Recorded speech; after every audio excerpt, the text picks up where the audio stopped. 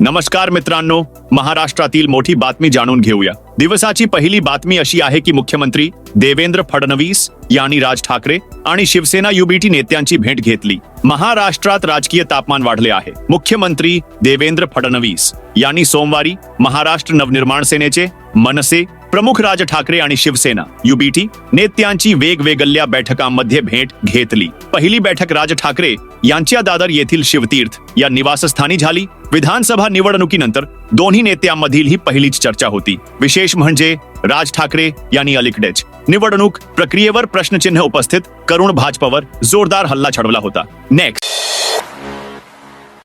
बेकायदेशीर बांगलादेशी नागरिकांबाबत मोठा खुलासा। मुंबईच्या डोंगरी पोलिसांनी 14 पथके तयार करून महानगर आणि आसपासच्या जिल्ह्यांमधून 20 बांगलादेशी नागरिकांना अटक केली आहे। मुंबई पोलीस झोन 1 चे डीसीपी प्रवीण मुंढे म्हणाले की आम्हाला मिळालेल्या गुप्त माहितीच्या आधारे आम्ही एका बांगलादेशी नागरिकाला अटक केली आणि त्याच्याकडून मिळालेल्या माहितीच्या आधारे एक कारवाई सुरू करण्यात आली, ज्यासाठी 14 जणांची टीम तयार करण्यात आली आणि त्या टीमने मुंबई, मानखुर्द, वाशी नाका, कलंबोली, पनवेल, कोपरखैरणे, कल्याण, मुंब्रा येथे छापे टाकले आणि 20 बांगलादेशींना ताब्यात घेतले। नेक्स्ट, मनोज जरंगेच्या मेहुण्याविरुद्ध हद्दपारीची कारवाई। जालन्यातील वालू माफिया आणि कुख्यात गुन्हेगारांविरुद्ध प्रशासन ऐन ॲक्शन मोडमध्ये आले आहे। वालू प्रकरण आणि इतर गुन्ह्यांमधील 9 आरोपींना जालना, बीड, परभणी आणि छत्रपती संभाजीनगर जिल्ह्यातून हद्दपार करण्यात आले आहे। दरम्यान मराठा आरक्षण आंदोलनाचे नेते मनोज जरंगे पाटील यांचे मेहुणे विलास खेडकर यांच्यावरही हद्दपारीची कारवाई करण्यात आली आहे। पोलिसांनी हद्दपार केलेल्यांची नावे विलास हरिभाऊ खेडकर, केशव माधव वैभट, संयोग मधुकर सोलंकी, गजानन गणपत सोलंकी, अमोल केशव पंडित, गोरख बबनराव कुरणकर, संदीप सुखदेव लोहकरे, रामदास मसुराव तौर, वामन मसुराव तौर अशी आहेत। नेक्स्ट, छगन भुजबळांचा दावा, गोपीनाथ मुंडे वेगळा पक्ष स्थापन करण्याचा विचार करत होते। भाजपचे दिवंगत नेते गोपीनाथ मुंडे यांनाही वेगळा पक्ष स्थापन करण्याचा विचार होता। तथापि माजी मंत्री आणि ओबीसी नेते छगन भुजबळ यांनी नंतर हा विषय सोडून दिल्याचे उघड केले। समुदायावर आधारित पक्ष किती यशस्वी होईल याबद्दल भुजबळांनी शंका व्यक्त केली आहे। पर्यावरण मंत्री पंकजा मुंडे म्हणाल्या होत्या की गोपीनाथ मुंडेंना पाठिंबा देणाऱ्यांची संख्या इतकी मोठी आहे की जर ते एकत्र आले तर एक पक्ष निर्माण होईल। यावर प्रतिक्रिया देताना भुजबळ यांनी वरील घटना सांगितली। नेक्स्ट, पुण्यात जीबीएस सिंड्रोम मुले 7वा मृत्यू। गुइलेन बेनरे सिंड्रोम जीबीएस या गंभीर न्यूरोलॉजिकल आजारामुळे होणारा कहर थांबण्याचे कोणतेही संकेत दिसत नाहीत। सोमवारी पुण्यातील या आजाराने ग्रस्त असलेल्या 37 वर्षीय चालकाच्या शहरातील रुग्णालयात उपचारादरम्यान मृत्यू झाला। आरोग्य अधिकाऱ्यांनी सोमवारी ही माहिती दिली। यासह पुण्यात जीबीएस अशी संबंधित मृत्यूंची संख्या 7 झाली आहे, ज्यामध्ये संशयित आणि पुष्टी झालेल्या दोन्ही प्रकरणांचा समावेश आहे। दरम्यान पुण्यात संसर्गाचे आणखी 8 रुग्ण आढळल्यानंतर संशयित जीबीएस रुग्णांची संख्या 199 वर पोहोचली। पुष्टी झालेल्या रुग्णांची संख्या 167 आहे, तर 19 रुग्ण व्हेंटिलेटरवर आहेत। नेक्स्ट,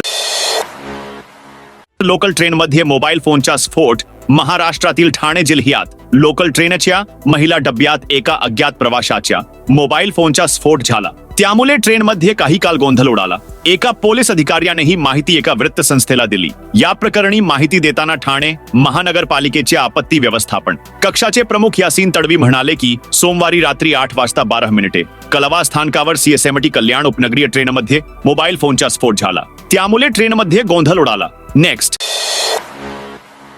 जीभ कापणाऱ्याला 1 लाख बक्षीस देऊ, आंबेडकरांना ब्राह्मण म्हणणाऱ्या अभिनेत्याला राष्ट्रवादी नेत्याची धमकी गेल्या आठवड्यात। राष्ट्रवादी काँग्रेस शरद पवार नेते जितेंद्र आव्हाड आणि अजित पवार गटाचे नेते अमोल मिटकरी यांनी डॉ. बाबासाहेब आंबेडकर यांच्यावरील वादग्रस्त विधानानंतर अभिनेता राहुल सोलापूरकर यांच्या विरुद्ध आघाडी उघडली। आव्हाड यांनी सोलापूरकरांना मारहाण करण्याची उघड धमकी दिली, तर राष्ट्रवादी काँग्रेस अजित पवार नेते अमोल मिटकरी यांनी तर असे म्हटले की जो कोणी सोलापूरकरांची जीभ कापेल त्याला 1 लाख रुपयांचे बक्षीस मिळेल। सोलापूरकर यापूर्वीही छत्रपती शिवाजी महाराजांच्या आग्रा येथून प्लून जाण्यासारख्या वादग्रस्त विधानामुळे चर्चेत आले होते। त्यांच्या ताज्या विधानामुळे राज्यातील आंबेडकरी जनता आणि समाजातील इतर घटक संतप्त झाले आहेत। नेक्स्ट,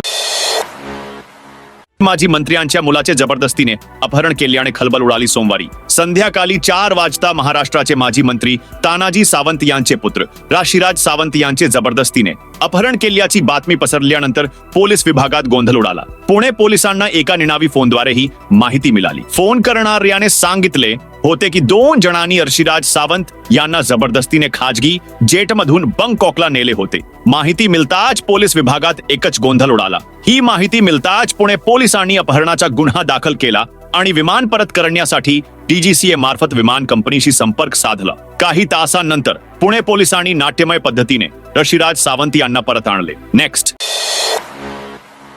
नवी मुंबईत कंत्राटी स्वच्छता कर्मचाऱ्यांचे आंदोलन सुरू. नवी मुंबई महानगरपालिका क्षेत्रात स्वच्छता करणाऱ्या कंत्राटी कामगारांना बेकायदेशीरपणे काम थांबवू नका असे आवाहन नवी मुंबई महानगरपालिका प्रशासनाने केले असले तरी कामगार संघटनांनी आज सकाळपासूनच काम बंद आंदोलन सुरू केले आहे. शहरातील विविध भागात कर्मचाऱ्यांनी आंदोलने सुरू केली आहेत, परंतु पालिकेने रात्रीच्या पालीतील सफाई कर्मचाऱ्यांकडून रात्रीच्या कचरा उचलण्यास सुरुवात केली आहे आणि सकाळपासूनच नाका कर्मचाऱ्यांकडून साफसफाई आणि कचरा उचलण्यास सुरुवात केली जाईल अशी माहिती महापालिकेच्या घनकचरा व्यवस्थापन विभागाचे उपायुक्त डॉ.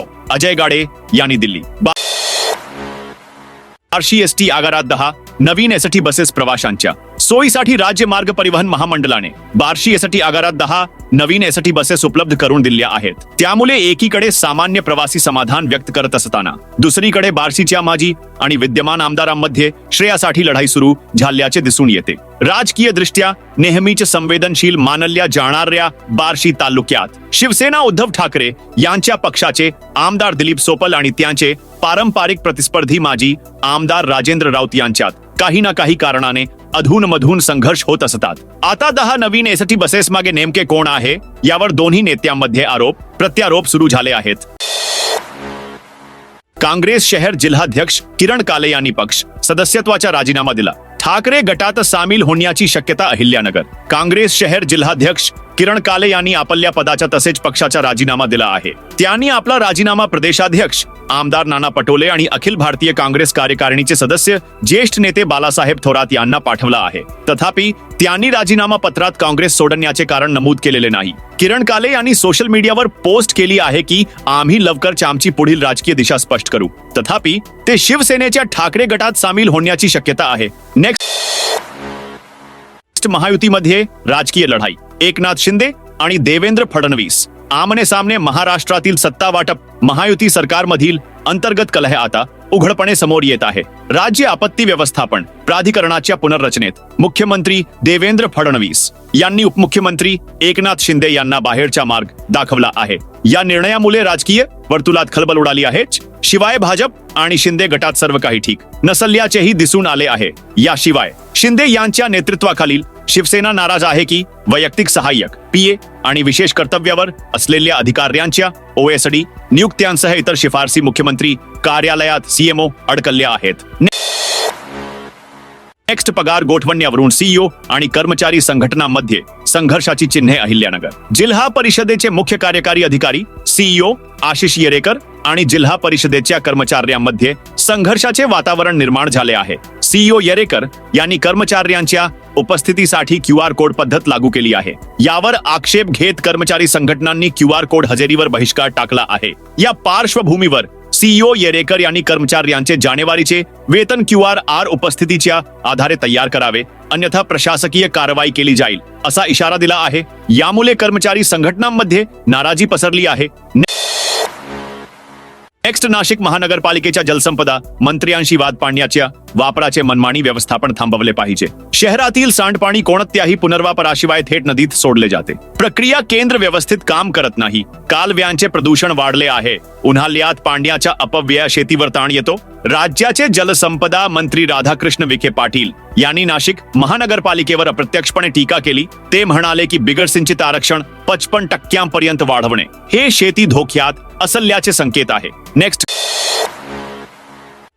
विहिरीत पडल्याने 2 भावांसह 3घांचा मृत्यू. नागपूरमध्ये 2 भाऊ आणि एक मित्र त्यांची नवीन खरेदी केलेली कार घेऊन बुटीबोरी येथील बालभारती मैदानावर ती कशी चालवायची हे शिकण्यासाठी पोहोचले. गाडी चालवायला शिकत असताना गाडीने अचानक वेग वाढवला आणि जमिनीजवळील विहिरीत पडली. तिघेही बुडाले. ही दुर्दैवी घटना सोमवारी रात्री 1:10 वाजण्याच्या सुमारास बुटिबोरी पोलीस ठाण्याच्या हद्दीत घडली. अहिल्यानगर जिल्ह्यातील 3295 ग्राहकांनी 5 कोटी रुपये भरले आहेत आणि थकबाकीतून दिलासा मिळाला आहे. आता हे ग्राहक पुन्हा नवीन वीज कनेक्शन घेण्यास पात्र झाले आहेत. नेक्स्ट, अनिश्चिततेमुळे सोन्याच्या किमती वाढल्या. दिल्ली सराफा बाजारात सोन्याचा भाव प्रति 10 ग्राम 2430 रुपयांनी वाढून 98,100 रुपयांचा नवीन उच्चांकी दर गाठला. जागतिक बाजारात सोन्याच्या किमतीत वाढ आणि रुपया कमकुवत झाल्यामुळे किमतीतही वाढ झाल्याचे ऑल इंडिया सराफा असोसिएशनने म्हटले आहे. तथापि सोमवारी मुंबईतील जवेरी बाजारात 24K शुद्ध सोन्याचा घाऊक भाव 95,665 रुपये प्रति 10 ग्रॅमवर स्थिर राहिला. नेक्स्ट, पोलीस बलाचा वापर करून महानगरपालिकेने अतिक्रमण हटवले. अहिल्यानगर येथील महानगरपालिका आयुक्त कार्यालयात आमदार संग्राम जगताप यांनी केलेल्या निषेधानंतर महानगरपालिकेने सोमवारी संध्याकाळी गुलमोहर रोडवरील पारिजात चौकात अतिक्रमण विरोधी मोहीम सुरू केली. जमीन मालकांनी याचा निषेध केला, परंतु पोलीस बलाचा वापर करून अतिक्रमण हटवण्यात आले. जमीन मालक आणि पोलिसांमध्ये झटापट झाली. नेक्स्ट, महाराष्ट्र केसरीचा दुसरा विजेतेपद सामनाही अहिल्यानगर मध्येच होणार आहे. महाराष्ट्र कुस्तीगीर संघटनेने अहिल्यानगर शहरात आयोजित केलेल्या महापौर केसरीच्या किताबासाठी पृथ्वीराज मोहोल आणि शिवराज राक्षे या 2 कुस्तीगीरांमधील सामन्याचा निकाल वादग्रस्त ठरला. तथापि असे असूनही कुस्तीगीरांच्या आणखी एका संघटनेने महाराष्ट्र पहिलवान परिषदने अहिल्यानगर जिल्ह्यात पुन्हा महापौर केसरी किताबासाठी वेगळे मैदान आयोजित केले आहे. नेक्स्ट, राज्यात उष्णतेची लाट वाढली आहे. रात्री आणि सकाळी थंडी असते, पण दिवसा खूप उष्ण असते.